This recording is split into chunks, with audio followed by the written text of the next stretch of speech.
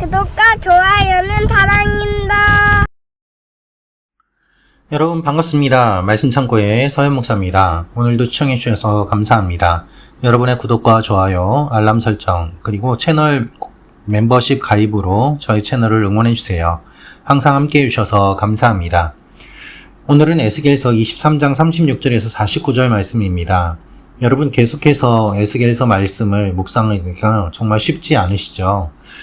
목회자인 저도 에스겔서 말씀을 계속해서 묵상하는 것이 쉽지 않습니다. 그 이유가 있는데요. 하나님께서 심판을 계속 말씀하시는 것을 듣는 것이 쉽지 않은 일이기도 하고요. 또 하나는 이 심판이 나하고 무슨 관계가 있는가라고 생각해 보면은 내가 왜 이 말씀을 묵상해야 되나 라는 고민이 들기 때문입니다. 내가 이렇게 큰 잘못을 저지른 것도 아니고, 그리고 내가 잘못을 저질렀다고 하더라도 하나님이 이렇게 심판을 말씀하시는 것이 나의 삶에 무슨 관계가 있는가 생각을 해보게 되면 말씀을 묵상하는 것이 정말 쉽지 않은 것이죠. 제가 큐티 영상을 올리는 이유도 여러분들이 말씀을 잘 묵상하실 수 있도록 돕기 위해서 함께 나누는 것인데요. 그러는 저도 역시 목회자면서도 하나님의 말씀이 정말 어렵고 묵상하기 힘들 때가 많이 있음을 자주 경험합니다. 오히려 말씀을 다 아는 것처럼 생각하고 또 이 말씀을 다 성도님들에게 이렇게 하라고 이야기하는 목회자가 더 위험하다고 생각을 합니다. 그것은 자신이 하나님처럼 되려고 하는 것이기도 하고 또한 그 연약함을 인정하지 않는 것이거든요. 하나님 앞에서 솔직하게 어려운 것은 어렵다, 힘든 것은 힘들다, 쉬운 것은 쉽다, 정직하게 나아가는 것이 우리 모두에게 필요한 것이라고 생각을 합니다. 말씀을 묵상할 때도 역시 마찬가지입니다. 오늘 말씀도 보면은 하나님께서 오홀리와 오홀리바를 심판하시는 내용을 말씀하시면서 가증한 그들의 행위를 매우 적나라하게 표현하고 계십니다. 하나님께서 강조하시는 이들의 죄악이 두 가지가 있는데 하나는 영적인 간음이요 또 하나는 정치적인 간음입니다. 하나님께서는 이들이 행음하였다라고 말씀하고 계십니다. 그리고 동시에 피를 손에 묻혔다고 말씀하고 있습니다.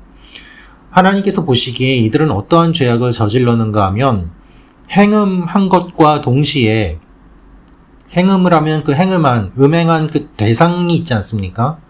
그 대상과 함께 아이를 낳았다는 것입니다. 그 낳은 아이를 어떻게 하였는가? 그 낳은 아이를 자신의 유익을 위해서 죽이고 피를 흘리고 우상에게 바침으로 말미암아 하나님의 성소를 더럽혔다고 주님이 말씀하시는 것입니다. 여러분 실제로 자녀들을 소중하게 여기는 일들이 예전에는 그렇게 많지 않았습니다. 소유물로 여기고 부모가 또 낳으면 된다고 생각하는 것이 당시의 문화와 사회 가운데서도 많이 통용되었던 생각들이기도 하였습니다. 특별히 이방 문화들 가운데 그런 것들이 많이 있었죠. 그래서 어느 정도 성장하지 않으면은 그 아이는 사람으로 인정하지 않고 그래서 어린 이라고 하지 않았습니까? 이 아이를 부모의 소유로 여기는 일들이 많이 있었습니다. 오늘 39절 말씀에도 그들이 자녀를 죽여 그 우상에게 드린 그날에 라고 말씀하고 있습니다. 많은 우상 숭배자들이 자식을 죽이고 그 우상에게 바침으로 말미암아 이 땅에서의 필요한 것들을 얻었던 것입니다. 이것이 얼마나 이기적인 모습이고 또 죄악된 모습입니까? 여러분, 죄의 특징은 자기중심성입니다. 이기심입니다. 극단적인 자기중심성이 죄의 특징이고 그렇기 때문에 죄를 짓는 사람들은 하나님도 눈에 안 들어오고 다른 사람도 눈에 안 들어오고 자기 자신에게만 집중하게 되는 것입니다. 하나님께서는 이렇게 음행을 저지른 하나님의 백성들의 실질적인 음행과 동시에 영적인 음행을 계속해서 반복해서 말씀하고 계십니다. 여러분 예전에 이재철 목사님이 그런 말씀을 하셨는데요. 10계명을 어길 때에 한 가지 계명을 어기는 것은 불가능하다고 이야기를 하셨어요.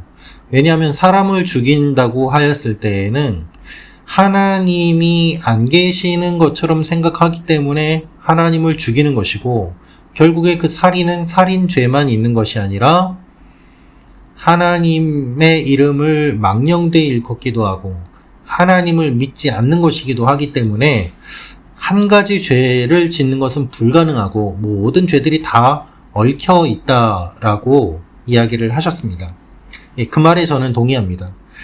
하나님 앞에서 지금 이스라엘 백성들이 죄를 지었는데 한 가지 죄를 지은 것만이 아니라 여러 가지 죄가 동시다발적으로 일어난 것이죠. 여러분, 우리 사회도 그렇습니다. 영적으로 타락하면 영적인 타락만 일어나는 것이 아니고 사회적인 문제도 반드시 일어납니다. 영적인 타락이 일어나면 교회만 타락하는 것이 아니라 사회 전체적으로도 영향을 주게 되어 있습니다. 이것이 분리돼서 생각해 볼 수 없는 문제인 것이죠.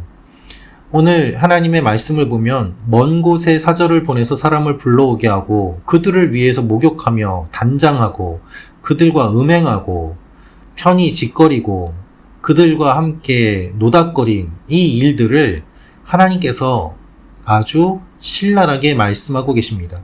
그래서 의인이 간통한 여인들을 재판한 같이 내가 재판할 것이다.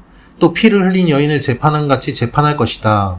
왜냐하면 그들은 간통한 여자들이고 또 피가 그 손에 묻었음이라 라고 45절에 말씀하고 계시는 것입니다. 하나님께서 이 이스라엘 백성들이 어떻게 죄를 지었는지를 다 보셨기 때문에 그들이 행한 그대로 하나님께서 갚아주실 것을 말씀하시는 것입니다. 하나님 앞에서 우리가 숨길 것이 없습니다. 하나님은 이 여인들이 음행을 저지르면서 마치 몸을 파는 여인들처럼 이 사람 저 사람과 함께 잠을 자고 즐기고 그렇게 지냈기 때문에 하나님께서 말씀하시는 것은 사람들이 창녀에게 가득 이 여인에게 오게 될 것이고 이 여인을 그렇게 취급을 받게 될 것이다 라고 말씀을 하고 계십니다. 여러분, 몸을 사고 파는 행위가 왜 죄악인가 하면 단순한 음행만이 문제가 아니라 하나님께서 만드신 사람을 사람으로 보지 않고 도구나 재물로 보기 때문에 그렇습니다. 내가 돈을 주고 이 사람을 샀기 때문에 내 마음대로 할 수 있다는 생각이 몸을 사는 사람과 몸을 파는 여인 간의 관계 가운데서 반드시 드러나게 되어 있습니다. 그것이 사람의 죄악인 것이죠. 죄성인 것이죠. 그래서 하나님께서는 이 모든 것들을 말씀을 하시면서 한 개인의 음행만이 아니라 나라 민족의 전체적인 음행, 그들의 잘못, 종교적인 정치적인 외도 이것을 말씀하시면서 하나님 앞에서 심판을 받게 되고 다시 돌아오게 될 것을 말씀하십니다. 하나님은 이렇게 부끄러움을 드러내십니다. 하나님은 죄를 미워하시고 우리의 위선에 속지 않으십니다. 아무리 겉을 화려한 옷으로 꾸민다고 하더라도 우리의 마음과 우리의 몸이 더러워진 상태인 것을 주님께서는 잘 알고 계시는 것입니다. 사랑하는 말씀 창고 가족 여러분, 아무도 보지 않는다고 하더라도 하나님은 우리를 다 보고 계십니다. 하나님께서는 우리가 어떠한 일들을 하였는지를 알고 계십니다. 그리고 그것을 갚아 주십니다. 하나님은 심판자가 되시기 때문입니다. 하나님께서는 정말 긴 본문을 말씀하시면서 오홀라와 오홀리바의 우상숭배와 음행에 대한 이야기를 하십니다. 우리가 그래서 이 말씀을 읽기가 힘들지만 그럼에도 불구하고 읽어야 되는 이유는 무엇인가 하면 하나님께서 얼마나 철저하게 죄를 싫어하시고 미워하시는지를 배우는 과정인 것입니다. 사랑하는 말씀 창고 가족 여러분, 우리의 회개는 계속해서 이루어져야 됩니다. 그리고 우리의 죄가 우리에게 그렇게 깊게 뿌리박고 있다는 것을 인정하고 계속해서 하나님 앞에 나아가야만 하는 것입니다. 하나님께서는 우리가 거룩한 삶을 살기를 원하십니다. 우리 사회가 거룩한 삶을 살고 정직한 삶을 살기를 원하십니다. 그리고 우리 모두가 하나님 앞에 거룩한 존재로 나아가기를 원하십니다. 하나님의 교회가, 주님의 백성들이, 주님의 나라가 그렇게 나아가는 일이 일어나도록 함께 기도하는 여러분과 제가 되기를 소망합니다. 기도하겠습니다. 아버지 하나님, 계속해서 주님이 말씀하시는 내용들을 우리가 마음에 새깁니다. 말씀을 묵상하기가 어렵고 힘들지만 그래도 이것을 묵상함으로 우리의 영적인 체력들이 강건하게 도와주시고 튼튼하게 하여 주시고 단 것만 먹고 어린아이의 젖을 먹으려는 그와 같은 모습의 신앙이 아니라 단단한 것을 먹고 성장하며 자라가는 우리의 믿음이 되게 도와 주시옵소서. 예수님의 이름으로 기도합니다. 아멘.